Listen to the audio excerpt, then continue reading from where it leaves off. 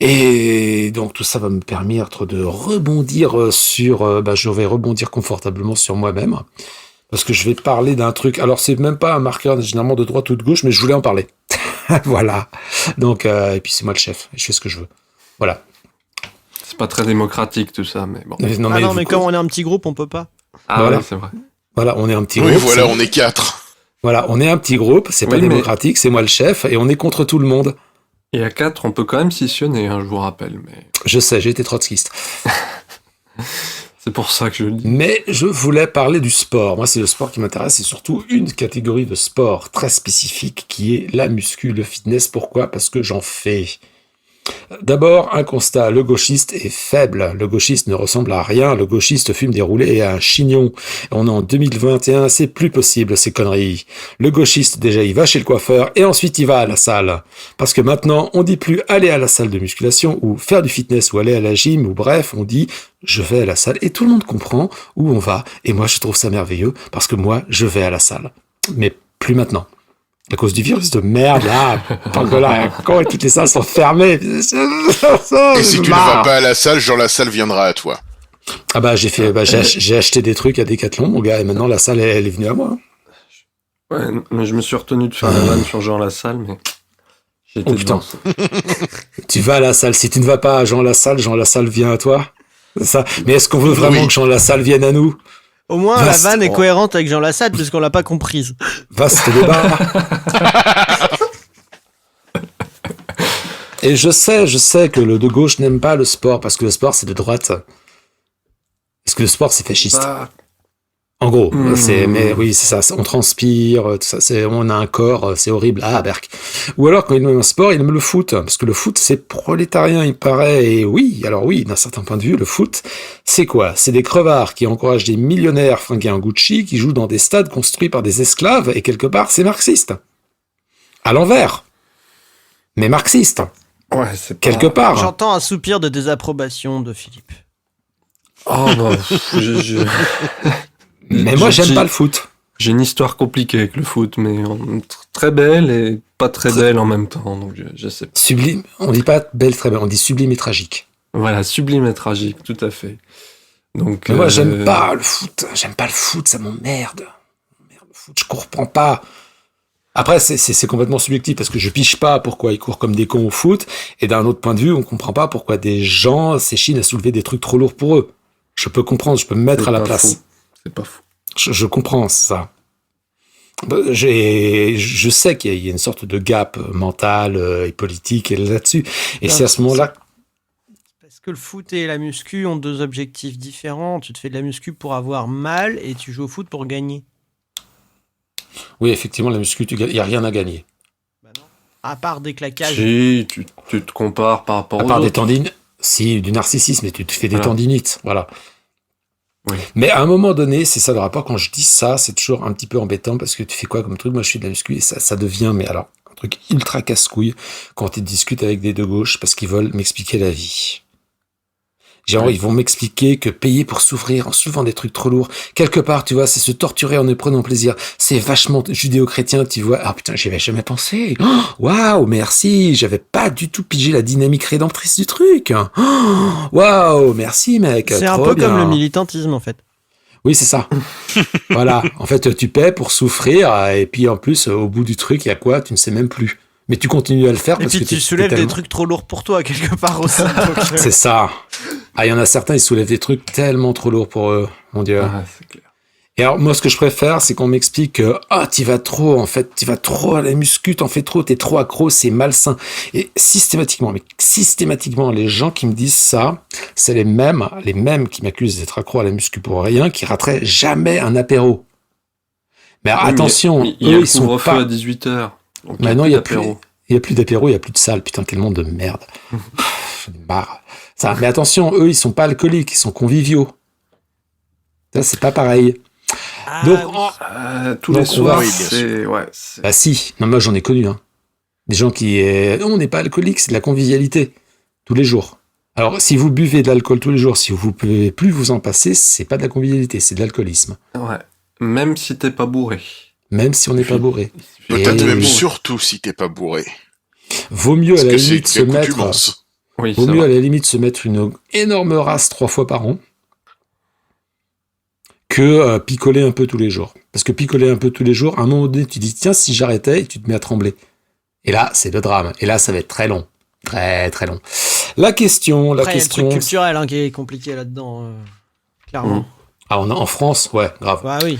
En Ah France, ouais, c'est... Attends, parenthèse, dans la parenthèse, dans la méta-parenthèse, je viens d'une famille d'agriculteurs, de viticulteurs, parce que mon père faisait de la vigne. Mhm. Mon père était le seul mec pas alcoolique, quasi pas de la région, mais presque. Le Ouais. seul viticulteur pas alcoolique du coin. Et il n'était pas chasseur non plus. Il avait pas beaucoup d'amis, du coup, je pense. Hein. Si, il avait des amis, mais on était des freaks, quoi. Mon père, c'était un freak, quoi. Hein, s'il n'était pas alcoolique, pas chasseur, c'était limite bizarre. La question, revenons à la question fondamentale. Peut-on être de gauche en faisant des trucs de droite ? Et c'est là que tu te rends compte qu'en fait, c'est mal posé la question. Parce qu'on est tous obligés de faire des trucs de droite dans un monde de droite, comme être exploité au travail, et il n'y a pas plus de droite que ça. Ensuite, est-ce qu'on peut aimer faire des trucs de droite en étant de gauche ? Ça, c'est plus ambigu comme question, donc plus intéressant. Moi, je trouve. Et à la fin, faire de la muscu, c'est de droite ou pas ? Eh ben moi, écoute, j'ai envie de te dire qu'une activité où tu te fais volontairement mal pour combler la faille narcissique induite par l'hyper-individualisme de société néolibérale qui te conduit à penser que ton pire ennemi, c'est pas l'exploiteur, c'est toi-même, c'est pas nécessairement de droite, mais alors ça veut dire que tu as intériorisé beaucoup de choses de droite. Et c'est là où c'est intéressant. Et le pire d'ailleurs, c'est le crossfit. Ah bah Parce que oui. là-dedans, il y a tout. C'est le package. T'as l'hyper-compétition permanente, la guerre de tous contre chacun, la militarisation, le virilisme, le culte de la force, et une bonne grosse discrimination de classe, parce que vu le prix de l'abonnement, il y a que des gens qui ont les moyens d'être encore en meilleure santé. C'est-à-dire, si vous voyez le truc, tu es déjà en forme parce que tu viens d'un milieu social qui t'a donné les moyens de l'être. Du coup, tu peux payer pour être encore plus en forme. Tu vois ? Tu m'étonnes, ça se prend pour des guerriers grecs là-dedans. La Grèce antique, c'est formidable, l'époque démocratique avec une économie basée sur l'esclavage. Mmh. On Et en revient même encore temps, à l'esclavage. encore. Les, Oh là les- là. les fameux Spartiates, c'était des nobles. Hein. Oui. Mais c'est là Donc, que... et moi, Ouais. j'adore. Ouais, non, vas-y. Vas-y. Non, mais le foot, Et- juste pour anecdote, une licence de foot dans un petit club de merdique de village paumé, c'est 50 € à l'année. Voilà. Ah il y oui, en a- alors 50 € à l'année, c'est-à-dire, oui, pour un truc de CrossFit, c'est 50 € par mois, Ouais, Ouais. voire par. par Semaine. semaine. Et en Non, plus, moi, j'adore euh, ça. J'adore faire du CrossFit, hein. J'adore faire ce genre de conneries. Bah, oui. Mais après, t'as le sport et t'as le contexte dans lequel tu le fais aussi. Hein. Moi, je vois, pour faire beaucoup de sport en asso, les associés. Enfin, déjà, je trouve le sport en salle où tu viens en tant que consommateur d'un équipement lucratif, déjà, c'est un peu plus de droite. Oui. Tout le sport associatif, alors qui peut être très de droite aussi, ça dépend comment c'est géré, et qu'il y a dans les assos. Il y a quand même plus d'ouverture, quoi. Ça dépend comment ton asso elle fonctionne, parce que quand même une asso c'est censé être démocratique à la base, tu vois. En tout cas, Censé. ça peut l'être si les gens qui sont dedans décident que ça l'est. Et puis c'est pas cher en général. Enfin, je sais pas, le rapport au truc est pas le même, quoi. Même dans Il y a les sports ça, notre- individuels pour le coup. Il y a aussi un autre truc sur lequel je suis en train de réfléchir. C'est-à-dire qu'en fait, en discutant avec vous et en lisant ma chronique, j'ai réfléchi à un autre truc parce que je pense que dire c'est droite ou de gauche, en l'occurrence, c'est une bonne question, mais c'est pas le fond politique du truc pour lequel, en fait, il y a autant de gens qui vont dans des salles. Pourquoi ça s'est démocratisé à fond et tu vois des millions, parce que maintenant il y a des millions d'adhérents, je pense qu'il y a 5 millions de personnes en France qui sont abonnés à une salle de muscu et qui y vont, parce qu'il y a un Ouais. truc d'engagement qui est très très fort là-dedans. C'est le fond politique du truc, c'est l'anxiété chronique. Parce Ouais. que Petit shot faire- d'endorphine, hop. Parce que faire de la muscu, ça consiste en quoi? Ça consiste à répéter les mêmes trucs au même endroit, avec en général des gens qu'on connaît dans des trucs. C'est un truc qui est ultra dans la rassurance.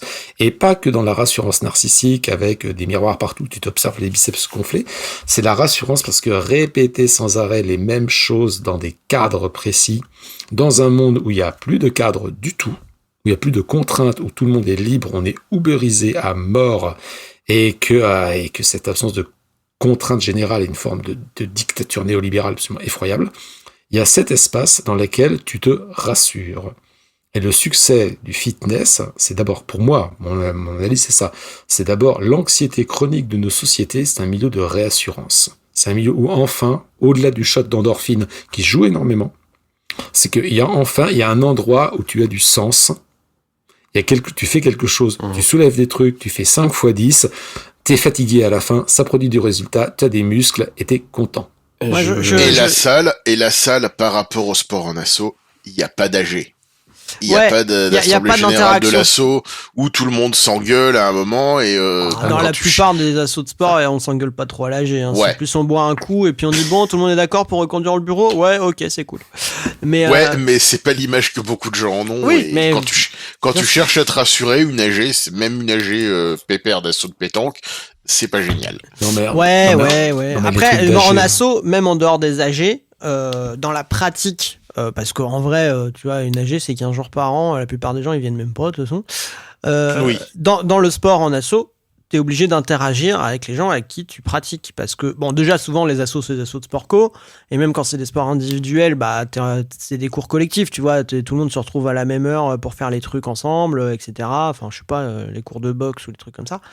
Et du coup, t'as une interaction. Moi, j'ai l'impression, tu me rectifies, Thierry, si je dis des conneries, mais que un des trucs qui est vraiment différent à la salle, c'est que si tu ne veux pas parler à qui que ce soit quand il va pour te rassurer en faisant tes mouvements mécaniques, tu peux ne parler à personne.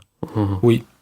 Et ça fait du bien. C'est-à-dire que dans un truc où même, on parlait d'engueulades comme ça, mais même alors c'est pas une association, mais des réunions de copropriété, ou qui peuvent être en conflit pour des histoires de tuyaux, trucs comme ça.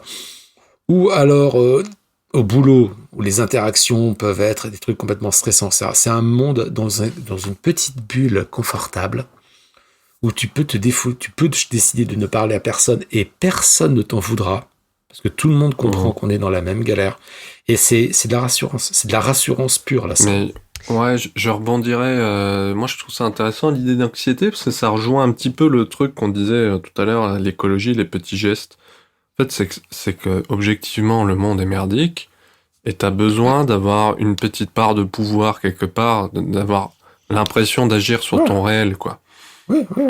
Et quelque part, agir sur son corps, sur sa santé, bon, bah, voilà, tu te dis, bon, bah, c'est au moins, le truc le plus immédiatement réel que tu peux faire. Voilà, je suis pas complètement dépendant de mon environnement, alors que si, en fait, mais je pense que ça rassure dans ce sens-là, oui, parce que le monde est angoissant. Ouais. Voilà. Puis moi, je me dis sur les interactions, il y a quand même un autre truc, parce que ça me fait tiquer aussi, tu vois, ce truc, quand tu fais de la muscu, t'es tout seul, en fait. T'es vraiment tout seul, t'es concentré sur toi-même, à faire des trucs pour toi-même, et t'es tout seul. Depuis un certain nombre d'années, la quantité d'interactions sociales sous toutes les formes, hein, tu vois, que ce soit en vrai, que ce soit par des médias interposés, réseaux sociaux, téléphone, texto, messagerie, tout ce que tu veux, a juste été démultipliée comme jamais dans l'histoire de l'humanité avant. Enfin, on a une... Enfin, je sais pas dans quel terme le dire, mais par écran interposé aussi. Aussi, ouais. Mais même hors des écrans, tu vois, la vie dans les villes, dans les machins. On n'a jamais eu autant d'interactions sociales par heure qu'aujourd'hui dans l'histoire humaine, en fait. Et à un moment, je pense que c'est fatigant. C'est épuisant. Il y a une forme de nostalgie plus ou moins inconsciente de l'époque où tu passais ta journée à tracer un sillon. Je le dirais pas comme ça. Mais... D'une certaine façon, quoi. Dire, t'es sur ton truc, c'est crevant, mais personne te fait chier, quoi. T'as des nostalgies bizarres, hein, Florent, quand même. Bah, attendez, la muscu, creuser son sillon, c'est ça, hein. Oui, littéralement, il y a des machines qui sont inspirées d'outils agricoles, quand même. C'est vrai, mais... Non, mais c'est vrai que ce que tu dis, c'est vrai c'est rare qu'on soit seul, en fait. Et Ça peut être un endroit. Et pas sollicité. Et pas sollicité. Et pas sollicité. C'est-à-dire que c'est le moment où on te fout enfin un peu la paix. Sauf dans les cours de CrossFit. Mais alors, qui sont vraiment un truc mais très, très, très particulier. Où tu es dans une hyper sollicitation. Tu viens pour être stressé un peu. Mais tu viens pour être stressé. Et ce qui est. Alors, il y avait une humoriste, alors je sais plus, elle avait fait un truc sur la viande, pourquoi elle mangeait de la viande. Et elle parlait du CrossFit et elle comprenait pas pourquoi les gens racontaient à quel point c'était un truc où on se fait des violences pas possibles, du style tu t'accroches des haltères au téton et c'est ton moment bonheur. C'est ton moment détente parce que c'est un peu le CrossFit. Le CrossFit, c'est un peu ça. Hein, c'est un truc où t'en chies à mort à être comme ça. Et puis après, les gens, ils t'en parlent comme c'est mon moment bonheur, mon moment détente à moi, mon petit loisir. Comme si c'était un truc cool du scrapbooking et t'étais pas en train de vomir du sang. Quoi. Combien de gens, combien de pratiquants de BDSM parmi les crossfitters? Il y en a pas, je dirais. Il y en a pas parce que tout passe dans ce genre de truc. Ouais, c'est peut-être une variante. Mais c'est une variante, ouais, je pense.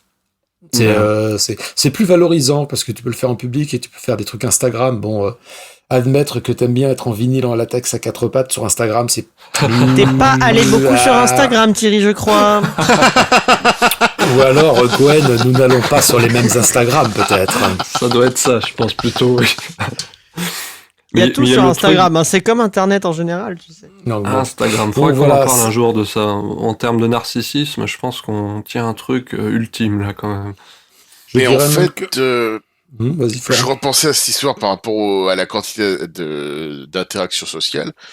Je rappelle que les boîtes comme Uber ou plus anciennement comme Mediapost, c'est-à-dire la boîte où on distribue des prospectus dans les boîtes aux lettres, un des trucs qu'ils vendent à leurs employés, qu'ils soient employés réels ou employés déguisés, c'est la liberté. Et pour avoir bossé à Mediapost, je peux vous dire que ce qu'on comprend tous quand le patron nous dit liberté dans le travail, et qu'on dit nous-mêmes quand on y bosse et qu'on se dit oui mais au moins nous on est libre, bah c'est que quand tu distribues tes pubs, ben t'as personne sur le dos.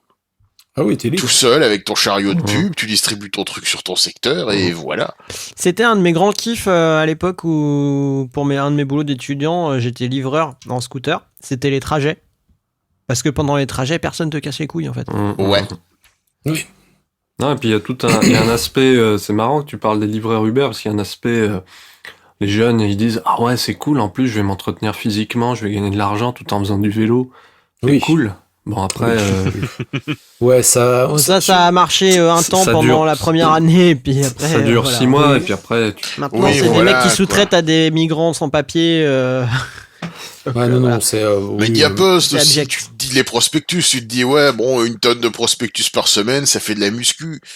Tu commences, ça va, c'est l'été, l'automne, tout ça, il fait encore bon, t'arrives à l'hiver, tu te rends compte que, ben oui, mais non, quoi. Non, c'est pas viable comme truc. Donc, il y a aussi tout un truc à dire sur le masochisme distillé par la société capitaliste. La société capitaliste fabrique des masochistes, quoi. Enfin, fabrique des sadiques et des masochistes. Voilà, mais ne fabrique que ça. Et une société capitaliste ne peut pas, par définition, fabriquer des gens équilibrés parce qu'elle n'en a pas besoin. Bah si, nous, regarde. Non, nous, on est nous, on a du recul, mais on n'est pas équilibré. C'est pas pareil. Et on ne peut pas. On est équilibré dans un certain sens, on va dire. On est conscient du déséquilibre. Oui. Voilà. On est conscient du truc et on se dit ouais, on va peut-être pas truc. Même si moi je fais toujours de la muscu, la salle me manque, j'en chiale tous les jours. Mais je suis voilà, c'était ma conclusion de ma chronique parce qu'on est parti dans des trucs, on est revenu. Donc on peut être parfaitement conscient des tenants et des aboutissants de ce qu'on fait et décider quand même d'en faire parce qu'on en retire malgré tout un certain bien-être. Et puis, je voudrais finir sur une petite pique, parce que franchement, il y a les gens Kevin de Nanterre qui parlent sans arrêt de la nécessité de la violence révolutionnaire. Tu vois leur tronche, ils sont pas capables de se courir 100 mètres sans mourir, ça va bien à la fin, quoi. Chaque fois que quelqu'un me parle de la nécessité de la violence politique, de la nécessité de la violence révolutionnaire, le premier réflexe que j'ai, c'est de voir sa tronche. Voir sa tronche. C'est dans 98% des cas, la personne est à l'évidence pas capable de courir 100 mètres. C'est emmerdant parce que les flics en face, eux, oui. Oui, voilà. Ouais. Ce qui est un petit peu l'inconvénient du truc. Ils sont un peu équipés aussi. Voilà, c'est-à-dire qu'à un moment donné, c'est oui, la violence révolutionnaire, la violence politique, c'est nécessaire, etc., etc. En plus, c'est une conversation qui est forcément sur des matériaux hyper sensibles parce que oui, quelle violence, à qui est-ce que le contexte nécessite de recourir à la violence et laquelle et que parce que bon, moi je connais personne qui est capable de fabriquer des explosifs dans son garage. Hein. Ça doit exister, mais non, mais ou alors tu fais comme on n'a pas le budget pour un procès, donc je vais rien dire. Ouais, voilà. Décidément. Hein. Ou alors tu fais comme les mecs de l'IRA au tout début, c'est-à-dire que tu commences à faire des explosifs dans ton garage en n'ayant pas la moindre idée de ce que tu fais, et tu fais péter ton garage. La science expérimentale. Parce que ça, c'est arrivé quand même. Il y a des mecs, bon bah voilà, on va fabriquer du nitrate fuel. Et bah, ça marche. Il fabriquait du nitrate fuel dans son garage et il a fait sauter sa maison. Petit ange parti trop tôt. Ballot, petit ange parti trop tôt avec un côté Darwin Award sur derrière. Donc, moi, je dis, bon, ok, on parle de violence révolutionnaire, de violence politique, etc. Ouais. Alors, je pense que c'est ce genre de sujet sur lesquels il faut avoir beaucoup de recul avant de s'engager, ne serait-ce que déjà dans ce genre de discussion.